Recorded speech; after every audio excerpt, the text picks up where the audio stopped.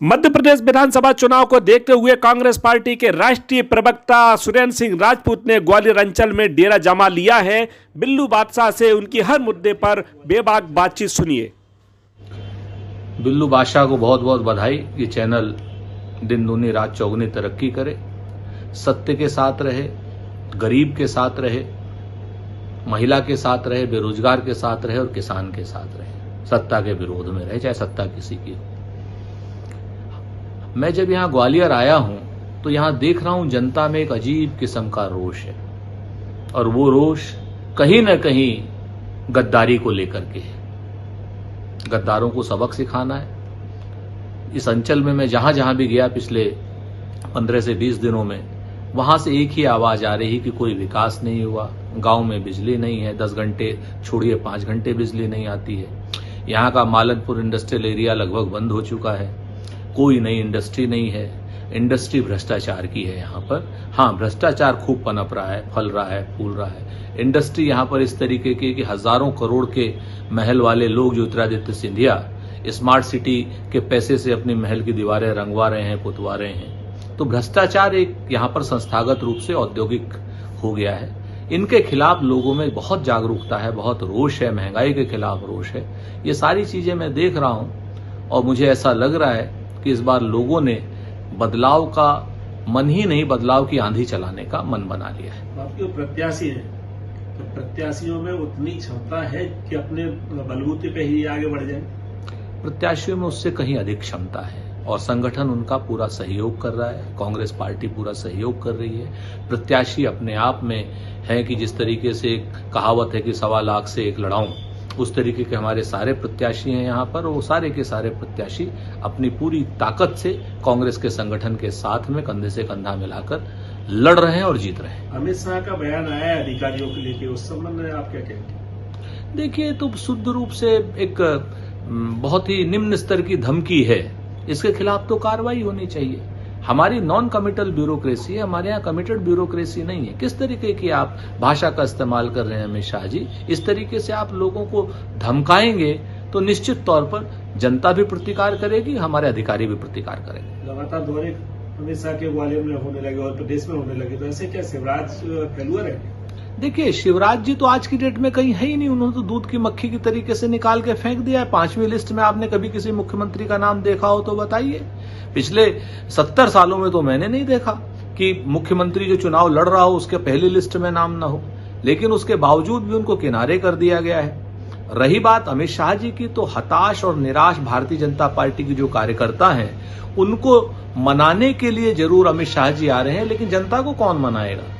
इनके कार्यकर्ता कहीं ना कहीं जनता में जाने से भी डर रहे हैं। जैसे ही अमित शाह जी कल इंदौर में मना करके आए, वैसे ही उनके जिला अध्यक्ष ने वहां पार्टी छोड़ दी। आज वो ग्वालियर में है तो पता नहीं कितने लोग पार्टी छोड़ेंगे। देखिएगा, ग्वालियर के लोग भी पार्टी छोड़ेंगे। भारतीय जनता पार्टी में हताशा है। लेकिन सरकार ने अभी योजनाएं तो बहुत सारी दी है, जैसे लाडली बहना हो या जितने आयोग बनाए, मंडल बनाए, राज्य मंत्री बनाए, बहुत कुछ दिया है सरकार। चुनाव के वक्त तो सभी करते हैं। लगभग 29,000 घोषणाएं की हैं शिवराज जी ने। कितनी पूरी की ये तो बताएंगे शिवराज जी।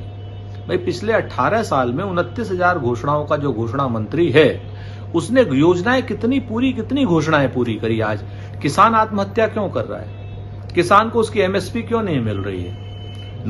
बेरोजगार नौजवान को नौकरी क्यों नहीं मिल रही है? आपके पास मध्य प्रदेश में सबसे सर्वाधिक बेरोजगार क्यों है? आप सरकारी आंकड़ों में कहते हैं आपने सिर्फ 21 लोगों को नौकरी दी पिछले साल। आज आप देखिए, सबसे ज्यादा ग्वालियर में बेरोजगार रजिस्टर्ड हैं। यहां पर तो शायद 67 नौकरी भी नहीं मिली है। सबसे ज्यादा प्रदेश में ग्वालियर में बेरोजगार रजिस्टर्ड हैं यहाँ के रोजगार कार्यालय में। आप जाके पता कीजिए वहां कितने लोगों के पास नौकरी है। और जो सहायक नौकरियां होती हैं, जिसको आप प्राइवेट की या कॉर्पोरेट की कहते हैं, मालनपुर इंडस्ट्रियल एरिया बंद कर दिया है इन्होंने। स्मार्ट सिटी के नाम पर महलों की दीवारें रंगी जा रही हैं, कोई काम नहीं हो रहा है। यहाँ पर अंडरग्राउंड केबलिंग नहीं है, यहाँ पर परिवहन की व्यवस्था नहीं है। यहाँ पर तो ग्वालियर किसी वक्त बहुत नंबर 1 चैनल वो होता था, शहर होता था।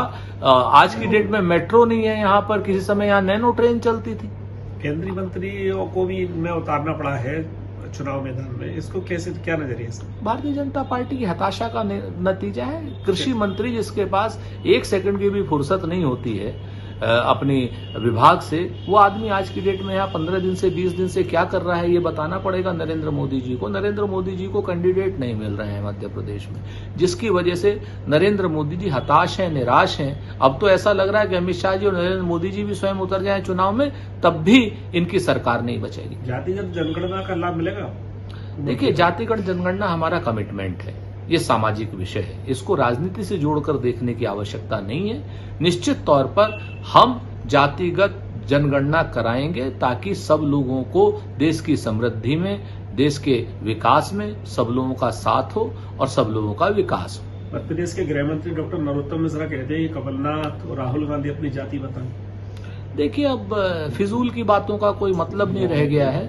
अगर हम नरोत्तम मिश्रा जी से भी पूछने लगे कि आपने पिछले 10 सालों में दतिया में सिवाय गुंडागर्दी के क्या किया, सिवाय आपने गन लाइसेंसों को बेचने के अलावा क्या किया, लोग बताते हैं कि 5 लाख रुपए की रेट थी और भाजपा वालों को जो है 2 लाख रुपए का डिस्काउंट मिल जाता था। और रही बात जाति बताने की और धर्म बताने की, तो राहुल गांधी की भी 7 पुश्तें सबको पता है कहाँ की हैं, कौन है, और कमलनाथ जी की भी 7 पुश्तें सबको पता है। नरोत्तम मिश्रा जी, आपको अपनी 7वीं पुस्त का नाम नहीं पता होगा। फिजूल की बातें करेंगे तो जवाब करारा मिलेगा। लेकिन वो आपको तो गैर सनातनी घोषित करते। उनके घोषित करने से क्या होता है? उनके पास कोई लाइसेंस रखा हुआ है क्या? या सनातन धर्म के वो ठेकेदार ऐसे ठेकेदार हैं जो प्रमाण पत्र हमें बांटेंगे? हमें ऐसे प्रमाण पत्रों की आवश्यकता नहीं है। जिनके पुरखे देशद्रोही रहे हों उनसे हमें कोई प्रमाण पत्र लेने की आवश्यकता नहीं। प्रदेश में कितनी सीटों की संभावना है? देखिए, जब मैं यहाँ आया था तब चुनाव घोषित नहीं हुए थे, तो उस वक्त बदलाव की हवा चल रही थी। और जिस दिन मेहनत नहीं कर रहे, जनता ही बदलाव चाह रही है, कांग्रेसी मेहनत कर रहे हैं। भाई, जनता के साथ जनता में ही तो कांग्रेसी हैं। भाई, देश के डीएनए में कांग्रेस है। आज की डेट में जो जनता आपको दिख रही है वो सब कांग्रेस है। और आज की डेट में बदलाव की आंधी चल रही है।